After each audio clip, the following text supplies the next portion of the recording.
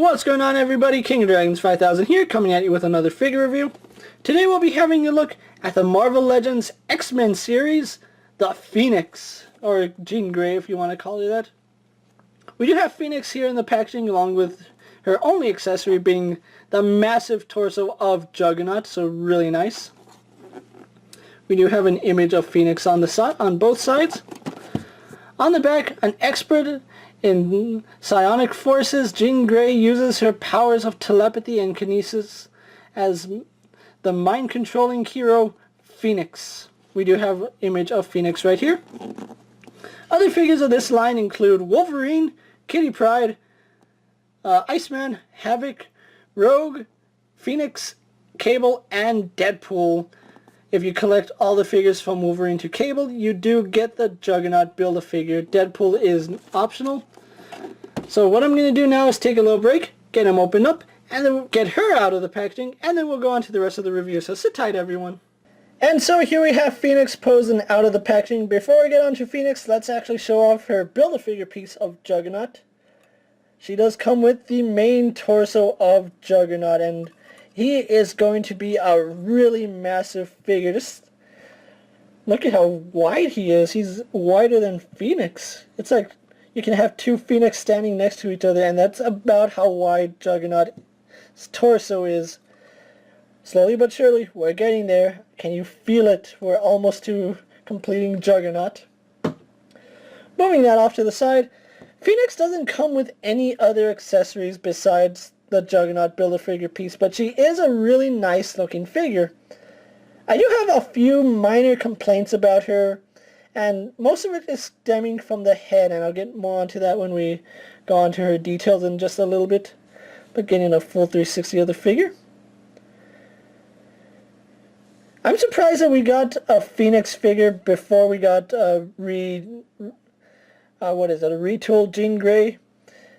I know we did get a Jean Grey in, what was it, the Hit Monkey line or Rocket Raccoon. That wave was really scarce, and I could never find those figures, so I never was able to find a Jean Grey.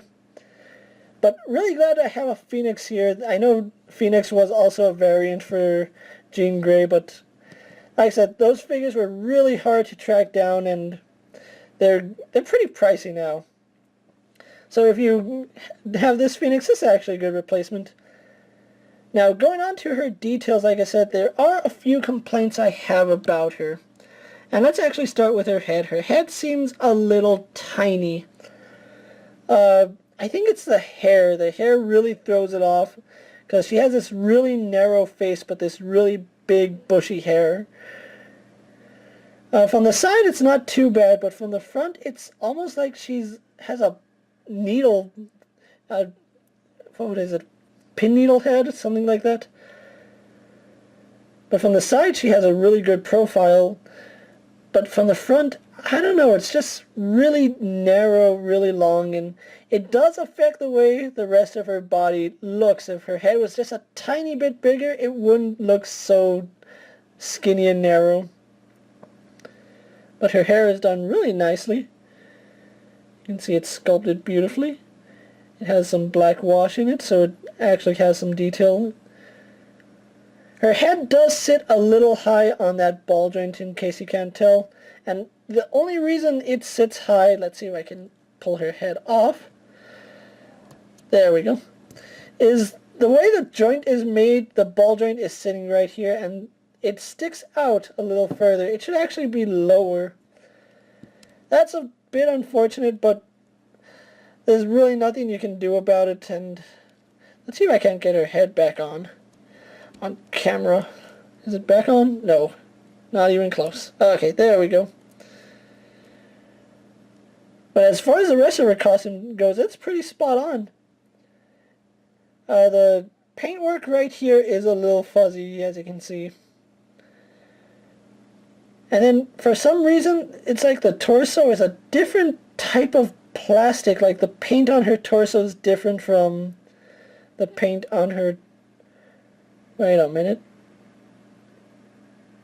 It's because this is painted. I don't know what color it's supposed to be, but this is painted. No, it's not. Yeah, no? Why it's like a completely different shade of plastic. I thought it was because it was painted. She does have a loose fitting belt.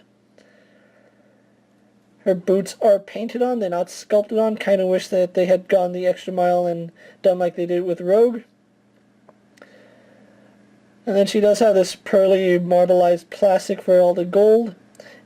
And then her emblem is painted really nicely. I love the way that that gold just shines on her costume. She does have a hard time standing because of the way her hair sculpt is, and on mine it seems like her left leg is shorter than her right leg. Getting them both posed.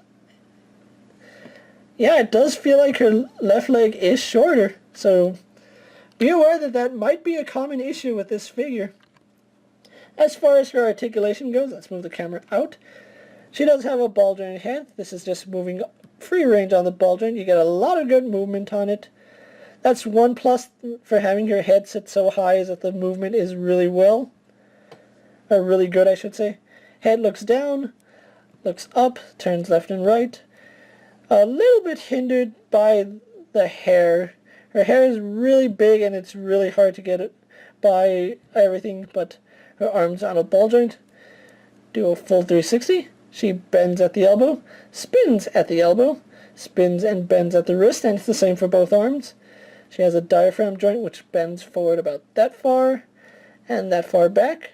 It goes back more than it goes forward, and then that's where the waist swivel is, or her swivel, I should say. No waist swivel, but she does have leg articulation that goes back, forth. It's the same with Kitty Pryde. I think they use the same lower torso, but like you can't get the legs out all the way for some reason, but if you move them slightly you can, so I don't know what it is. Leg swivels at the thigh, double jointed at the knee. She bends at the foot, as well as has a really useless pivot style. Like, they should have just put it at a deeper angle.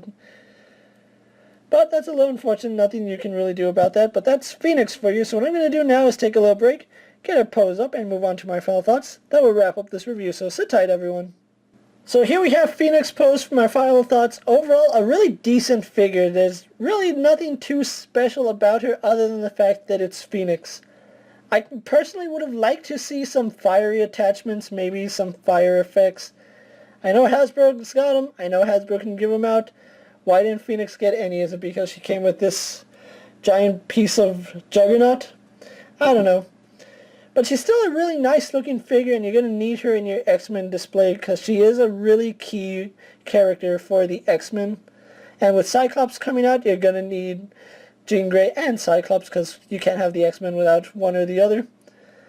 I found Phoenix and the entire wave at Walmart for about $19.99, came out to about 21 something with tax. That's what you're going to be paying for your standard Marvel 6-inch figures.